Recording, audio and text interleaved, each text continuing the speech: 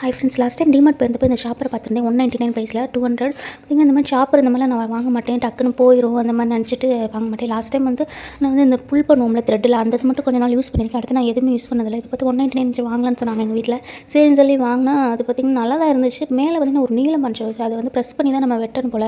So இது battery எதுலேயும் இருக்குது போல் அப்படின்னு பட்டன் மாதிரி இருக்குன்னு நினச்சா அது பட்டனில் வால்வுமாக இருக்குது. அது திறந்தா அந்த மேலே உள்ள அந்த அமுக்கிறது வந்து மேலே வருது. டப்புன்னு வந்து பயந்துட்டேன்.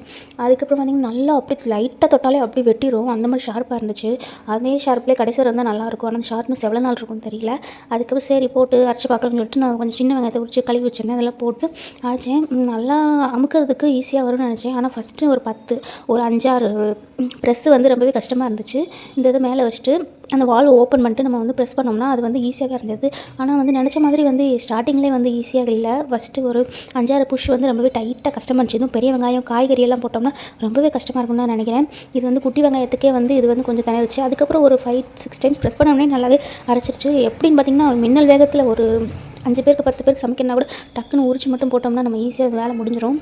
ஆனால் என்னென்னா இந்த மாதிரி ஒரு டிவைஸ் எல்லாம் வாங்கினா இதே மாதிரி கடைசி வரை இருக்கணும்னு நான் நினைப்பேன். அதுதான் என்கிட்ட இருக்க கெட்ட பழக்கம். ஆனால் அது 1 மாதம் 3 மாதம் 6 மாதம் அதுக்கு கொடுத்த வேல்யூக்கு ஏற்ற மாதிரி அது உழைக்கும். ஆனால் திரும்பி அது போயிடுச்சுன்னா அப்படியே எரிச்சப்படுவேன். திரும்பி அதை வாங்கணும் அந்த மாதிரி மாடல் வந்து வாங்கவே மாட்டேன். அது அப்படியே இருக்குமா என்ன? ஆனால் ஒவ்வொரு புஷ்ஷுக்குமே அது பெரிய சைஸ்லேருந்து அடுத்தடுத்து குட்டி குட்டி சைஸுக்கு மாறுறது அந்த கட்டிங்கில் நல்லாவே தெரிஞ்சிச்சு. அந்த வெங்காயம் ரொம்பவே யூஸ்ஃபுல்லாக தான் இருக்கும்னு நினைக்கிறேன் இந்த மிஷின்.